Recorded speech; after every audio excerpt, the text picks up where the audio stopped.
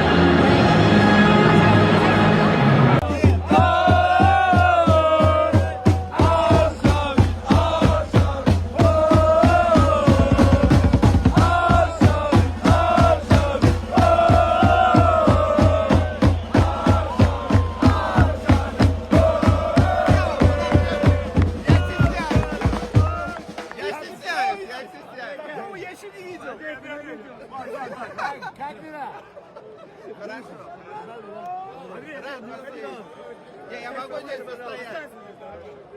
Спасибо. Здесь хотите близко смотреть, интересно ведь.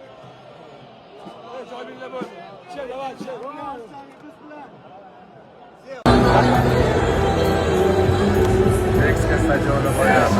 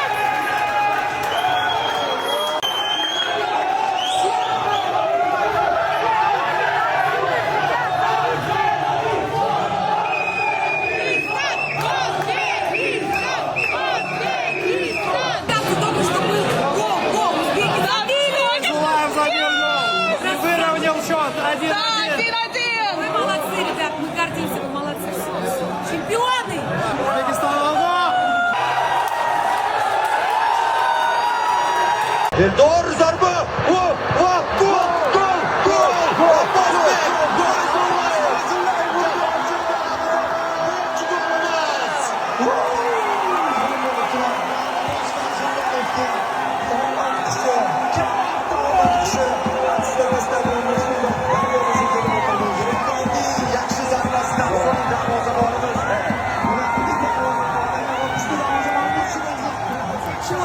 Abbosbek! O'zbekiston!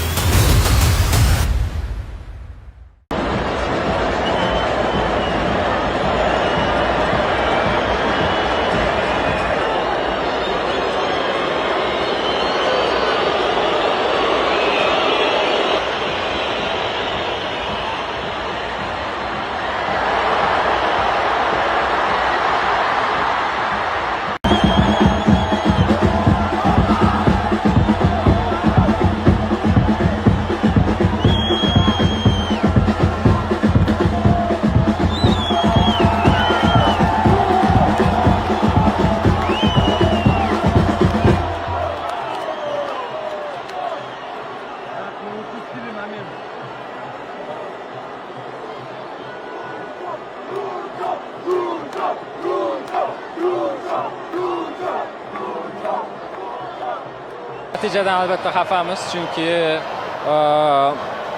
ochko olishimiz mumkin edi, chunki valla borini berishdi. Baribir birinchi daqiqalarda baribir hayajon bo'ldi, lekin o'sha ikkinchi taymda boshlanganidan keyin o'z o'yinimizni ko'rsatishni boshladik. Gol urishga muvaffaq bo'ldik. Ikkinchi golda oddiy o'zimizni xatomizni deb o'tkazib yubordik. Baribir bu alam qiladi, lekin O'zbekistondan turib yoki bu yoqqa kelib qo'llab-quvvatlagan barcha muxlislarga katta rahmat aytib qolaman, chunki ertalab 7 da turib bu o'yinni ko'rish oson emas va biz ulardan minnatdormiz. Oldimizda hali ikkita o'yin bor. Bor e'tiborimizni o'sha Portugaliyaga qaratamiz.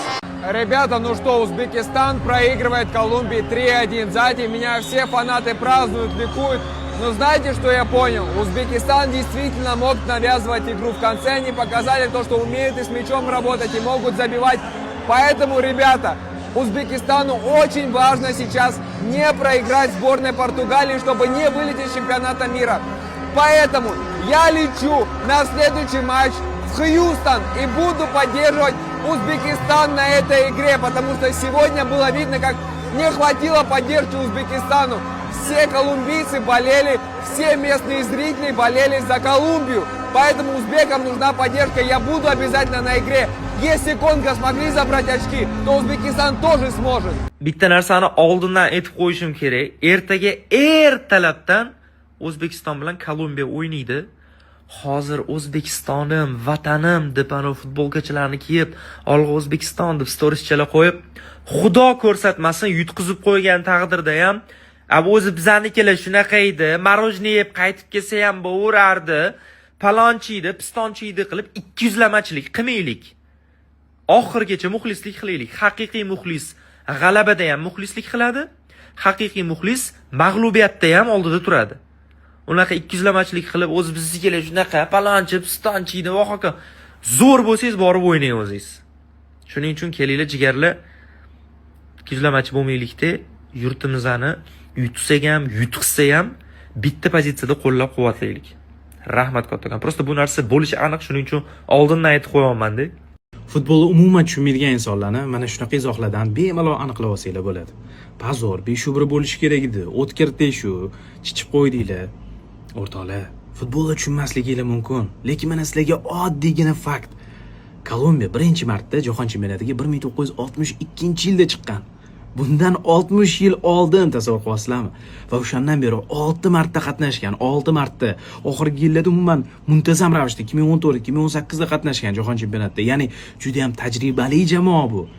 Va mana sizlarga umuman inkor qilib bo'lmaydigan fakt. Bugun Kolumbiya terma jamoasi o'yinga tushgan tarkibi umumiy hisoblaganingizda maydonga tushgan yigitlarni o'zini hisoblasangiz, $190 million oshiq, tasavvur qilasizmi?